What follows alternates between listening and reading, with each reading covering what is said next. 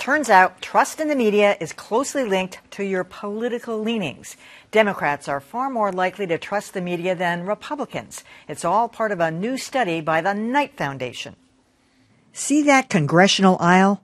Well, depending on where you sit, you might find the news to be objective. Fair, balanced. This survey by the Knight Foundation finds most Americans think Fox is the fairest. That's because most Republicans polled pointed to Fox, while Democrats named a variety of reliable news sources, including CNN and NPR. Also at issue, President Trump's favorite topic. We are fighting the fake news. It's fake, phony, fake. Republicans are more apt to believe that anything negative is fake, even if it's essentially true, while Democrats are more likely to point to something that is fake news. Meanwhile, bias in general is an issue. Trump's allies in Washington are covering for him, and they shouldn't get away with it. Too much opinion is a complaint across both sides of the aisle, and there's agreement that the media doesn't do enough to separate fact from opinion. On the upside for TV and newspapers, they get the most points for credibility. Lower on the totem pole, cable news outlets and internet websites. Also getting high marks, citizen video. The video shows a traffic stop turned deadly. Still, knowing fake news when you see it is a problem. Look, the Boston bombing, we sent reporters, it was staged as well. Sadly, only 4 in 10 people say they can easily discern this fiction from a fact. Actually, I had a speaking engagement this week on the issue of fake news, and my title was Fake News, I Know It When I See It. And more than one person in the audience asked me, they were young people, how can you tell? How do you know? So the fact that we all presume people are going to know what's a real picture, what's a staged event, it's not that easy for people who don't pay attention to the kind of detail that we do. As for the survey, it wasn't surprising to me at all that Democrats, first of all, they picked more liberal news outlets to say that we're more fair and balanced, and the fact that Republicans picked more conservative. But just this whole idea about what is fake news and the perception of what it is disturbing. Well, I'm going to repeat something I've said before, because these surveys that show people don't trust the media drive me crazy. The question is incorrect. People trust the media that they use. Otherwise, they wouldn't use it. So Fox viewers trust what they watch. CNN viewers trust what they watch. You know, when it was reported that some people, Republicans, think that even accurate news is fake news if they don't like it. That's a bad spin, yeah. I was freaking out when I first saw that. But then I thought about it, and I think I know what they're saying. I can't read their minds, but I think that what they're saying is that this is exaggerated, overhyped stuff that really isn't that important.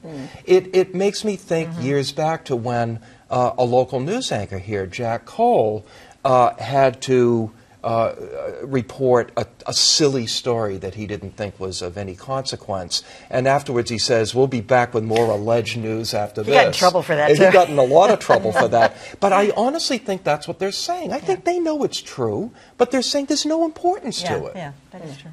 I'd love to see in 2018 a little recalibration of the press, which has been in a defensive posture and has then, I think, in many cases, overcompensated. I mean, you know, Trump is treating them like a bully, and they have responded by pushing up and sort of having the schoolyard battle. And another way to approach the bully is to recalibrate your response to him and take away his power to get you all worked up. And the democracy dies in darkness slogans and the people, the reporters who are kind of, you know, in fighting mode on Twitter all of the time, they exacerbate the problem and they give ammunition to the people who say the mainstream media is out to get Trump, is biased against Trump. I mean, the girther discussion that we just had ties into that as well.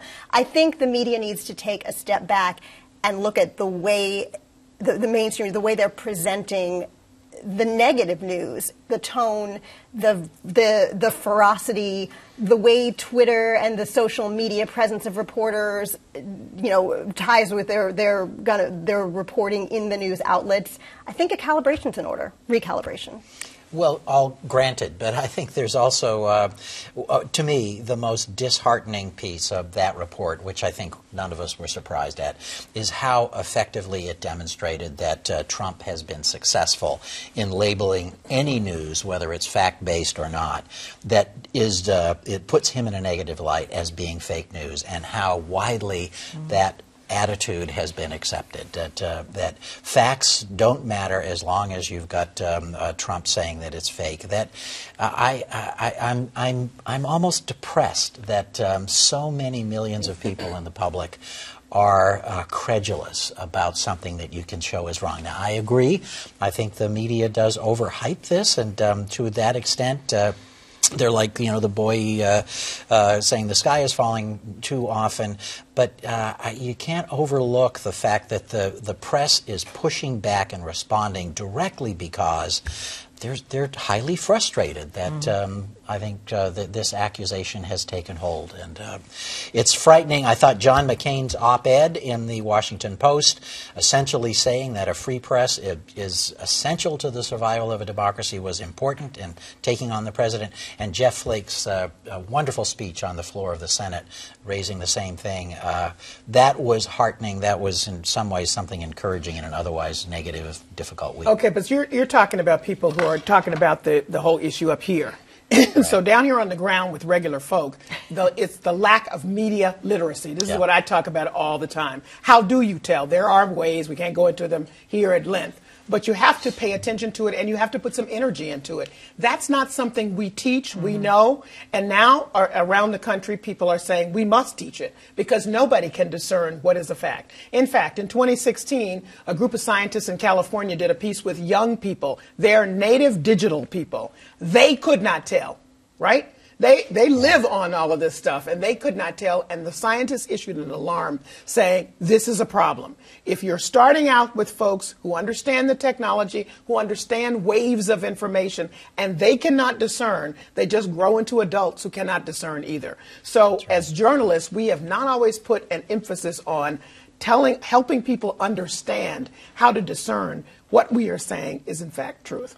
And that's what we have to spend some time on. It's about media literacy if we're going to maintain our democracy and the free press that we all know is important. Otherwise, we're just talking to each other about it. Sure.